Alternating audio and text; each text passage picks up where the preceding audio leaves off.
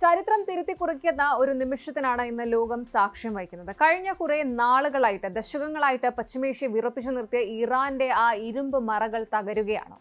അന്താരാഷ്ട്ര മാധ്യമങ്ങളെയും നയതന്ത്രജ്ഞരെയും ഒരുപോലെ ഞെട്ടിച്ചുകൊണ്ട് ആ വാർത്ത പുറത്തു വന്നിരിക്കുന്നു. ഇറാന്റെ പുതിയ പരമോന്നത നേതാവ് മൊജ്തബ ഖമേനി അമേരിക്കയുമായിട്ട് ചർച്ചയ്ക്ക് തയ്യാറാണ്. ആഴ്ചകളായി തുടരുന്ന രക്തരൂക്ഷിതമായ യുദ്ധത്തിന് ശേഷം പശ്ചിമേഷ്യയിൽ ഒരു മഞ്ഞുരുകലിന് വഴി തെളിയുകയാണ്.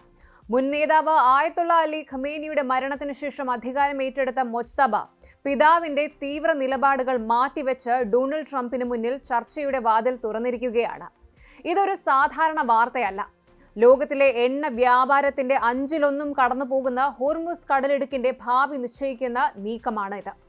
ട്രംപിന്റെ ഭീഷണിക്ക് മുന്നിൽ ഇറാൻ ശരിക്കും കീഴടങ്ങിയതാണോ? മൊജ്തബ ഖമേനിയുടെ രഹസ്യ നീക്കങ്ങൾ എന്തൊക്കെയാണ്? നമുക്ക് ആഴത്തിലൊന്ന് നോക്കാം. ഈ മാറ്റത്തിന് പിന്നിലെ കാരണം 2026 ഫെബ്രുവരി 28 നടന്ന വലിയ സംഭവം തന്നെയാണ്. അമേരിക്കയും ഇസ്രയേലും സംയുക്തമായി നടത്തിയ വ്യോമാക്രമണത്തിൽ ഇറാന്റെ പരമോന്നത നേതാവായിരുന്ന ആയത്തുള്ള അലി ഖമേനി കൊല്ലപ്പെട്ടു. അതോടെ ഇറാന്റെ അധികാര കേന്ദ്രങ്ങൾ അക്ഷരാർത്ഥത്തിൽ ഉലഞ്ഞുപോയിരുന്നു. പിതാവിന്റെ നിഴലിൽ ഒതുങ്ങി നിന്നിരുന്ന മൊജ്തബ ഖമേനി പെട്ടെന്ന് അധികാരത്തിലേക്ക് ഉയർത്തപ്പെട്ടു. IRGC, അതായത് ഇസ്ലാമിക് റെവല്യൂഷണറി ഗാർഡ് കോർപ്സിന്റെ പൂർണ്ണ പിന്തുണ അദ്ദേഹത്തിനുണ്ട്. എന്നാൽ അധികാരം ഏറ്റെടുത്ത അദ്ദേഹത്തിന് മുന്നിലുള്ളത് തകർന്നടിഞ്ഞൊരു രാജ്യമാണ്. സമ്പദ് വ്യവസ്ഥ താറുമാറായിരിക്കുന്നു. ജനങ്ങൾക്കിടയിൽ പ്രതിഷേധം പുകയുന്നു. ഈ സാഹചര്യത്തിലാണ് മാന്യമായ ഒരു വിട്ടുവീഴ്ച എന്ന നിലയിലേക്ക് മൊജ്തബ ചിന്തിച്ചു തുടങ്ങിയത് എന്ന് പറയാം. അമേരിക്കൻ പ്രസിഡന്റ് ഡൊണാൾഡ് ട്രംപ് തന്നെ ഇന്ന് സ്ഥിരീകരിച്ചിട്ടുണ്ട്, ഇറാൻ ഇപ്പോൾ ഗൗരവകരമായ ചർച്ചകൾക്ക് സന്നദ്ധമാണ്. സ്റ്റീവ് വിറ്റ്കോഫും ജെയറഡ് കുഷ്നറും അടങ്ങുന്ന ട്രംപിന്റെ ടീം ഇറാനുമായി രഹസ്യധാരണയിൽ എത്തിയതായാണ് വിവരം. ഇതിലെ ഏറ്റവും പ്രധാനപ്പെട്ട പോയിന്റ് ഹോർമുസ് കടലിടുക്ക് തന്നെയാണ്. ലോകമെമ്പാടുമുള്ള എണ്ണവില നിയന്ത്രിക്കുന്നത് ഈ ഒരു ചെറിയ ജലപാതയാണ്. യുദ്ധം തുടങ്ങിയത് മുതൽ ഇത് ഇറാന്റെ കർശന നിയന്ത്രണത്തിലായിരുന്നു. എന്നാൽ ഇന്ന് ട്രംപ് നൽകുന്ന സൂചനകൾ വളരെ വലുതാണ്. ഹോർമുസ് ഉടൻ തുറക്കുമെന്നും ഒരുപക്ഷെ അമേരിക്കയും ഇറാനും ചേർന്ന് ഇത് സംയുക്തമായി നിയന്ത്രിക്കുമെന്നുമാണ് ട്രംപിന്റെ പ്രസ്താവന. ഇത് സത്യമാണെങ്കിൽ അത് അന്താരാഷ്ട്ര സമുദ്ര നിയമങ്ങളിൽ തന്നെ വലിയൊരു മാറ്റമായിരിക്കും. ഇറാന്റെ ഔദ്യോഗിക വാർത്താ ഏജൻസിയായ ഫാർസ് ന്യൂസ് ഏജൻസി ഈ റിപ്പോർട്ടുകളെ നിഷേധിക്കുന്നുണ്ട്. അമേരിക്കയുമായി ചർച്ച നടന്നിട്ടില്ല എന്നാണ് അവരുടെ വാദം. പക്ഷേ ഇതൊരു സ്വാഭാവികമായ പ്രതിരോധ തന്ത്രം മാത്രമാണ്. സ്വന്തം രാജ്യത്തെ തീവ്രവാദ ഗ്രൂപ്പുകളെയും സൈന്യത്തെയും ശാന്തരാക്കാൻ അവർക്ക് ഇങ്ങനെ പറഞ്ഞേ മതിയാകൂ. പക്ഷേ അണിയറയിൽ ചർച്ചകൾ കൊഴുക്കുകയാണ് എന്നാണ് മനസ്സിലാകുന്നത്. ഇനിയുള്ള ചോദ്യം, എന്തുകൊണ്ടാണ് ഇറാൻ ഇത്ര പെട്ടെന്ന് വഴങ്ങിയത്? അവിടെയാണ് ട്രംപിന്റെ എനർജി ത്രെറ്റ് വരുന്നത്. ഇറാന്റെ ഊർജ്ജ നിലയങ്ങളും പവർ ഗ്രിഡുകളും തകർക്കുമെന്ന് ട്രംപ് ഭീഷണിപ്പെടുത്തിയിരുന്നു. 5 ദിവസത്തെ സാവകാശമാണ് ഇതിനായിട്ട് നൽകിയിരിക്കുന്നത്. ഇറാന്റെ വൈദ്യുതി നിലച്ചാൽ അത് കേവലം വെളിച്ചം പോകുന്ന മാത്രം അങ്ങനെ ഒരു പ്രശ്നമല്ല. ഗൾഫ് മേഖലയിലെ മുഴുവൻ ശുദ്ധജല വിതരണ സംവിധാനങ്ങളെയും, അതായത് ഡീസാലിനേഷൻ പ്ലാന്റുകളെയും ഇത് ബാധിക്കും.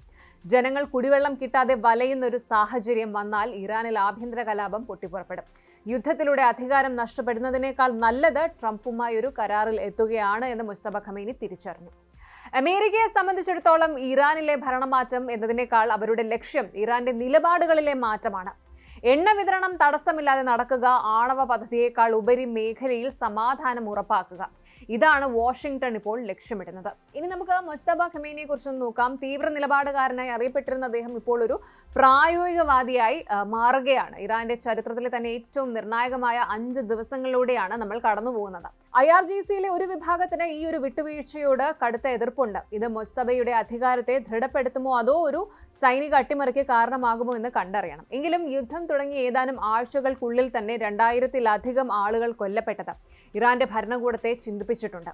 ലോകവിപണിയിൽ എണ്ണവില കുതിച്ചുയരുന്നത് ഇറാനെ ഒറ്റപ്പെടുത്തുന്നുണ്ട്. ഇതിൽ നിന്നും രക്ഷപ്പെടാൻ മൊജ്തബയ്ക്ക് ട്രംപിനെ ചേർത്ത് പിടിക്കുക അല്ലാതെ മറ്റു മാർഗമില്ല. ഈ ചർച്ചകൾ വിജയിച്ചാൽ അത് പതിറ്റാണ്ടുകളായി നിലനിൽക്കുന്ന ഇറാൻ അമേരിക്ക ശത്രുതയ്ക്ക് ഒരു അന്ത്യം കുറിച്ചേക്കാം. 1979-ലെ ഇസ്ലാമിക വിപ്ലവത്തിന് ശേഷം ആദ്യമായിട്ടാണ് ഇത്തരം ഒരു ഹൈ ലെവൽ ചർച്ചയ്ക്ക് ഇറാൻ തയ്യാറാകുന്നത്. ഇന്ത്യയെ സംബന്ധിച്ചിടത്തോളം ഇത് വളരെ ശുഭകരമായ വാർത്തയാണ്. നമ്മുടെ എണ്ണ ഇറക്കുമതിയുടെ ഭൂരിഭാഗവും വരുന്നത് ഹോർമുസ് വഴിയാണ്. ഹോർമുസ് തുറക്കുന്നതും എണ്ണവില താഴുന്നതും ഇന്ത്യൻ സമ്പദ് വ്യവസ്ഥയ്ക്ക് വലിയ ആശ്വാസമാകും. എന്നാൽ ഈ 5 ദിവസത്തെ കാലാവധി പരാജയപ്പെട്ടാൽ ഒരുപക്ഷെ വൻ തോതിലുള്ള വ്യോമാക്രമണങ്ങളിലേക്ക് അമേരിക്ക കടന്നേക്കാം. ലോകം ഇപ്പോൾ ശരിക്കും ഒരു നൂൽപാലത്തിലൂടെയാണ് നടക്കുന്നത്. ചുരുക്കത്തിൽ ബുള്ളറ്റുകളേക്കാൾ കരുത്ത് വാക്കുകൾക്കുണ്ട് എന്ന് തെളിയിക്കപ്പെടാൻ പോകുന്ന ദിവസങ്ങളാണ് വരുന്നത്. മൊജ്തബ ഖമേനി ഇറാന്റെ രക്ഷകനാകുമോ അതോ സ്വന്തം ജനതയുടെ മുന്നിൽ കീഴടങ്ങിയ നേതാവാകുമോ? യുദ്ധത്തിന്റെ ഭീകരതയിൽ നിന്നും നയതന്ത്രത്തിന്റെ മേശപ്പുറത്തേക്ക് കാര്യങ്ങൾ നീങ്ങുമ്പോൾ നമ്മൾ പ്രതീക്ഷയോടെയാണ് നോക്കുന്നത്.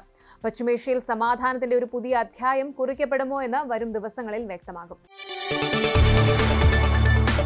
കൂടുതൽ വാർത്തകൾക്ക് news 18 Keralam YouTube channel subscribe ചെയ്യുക.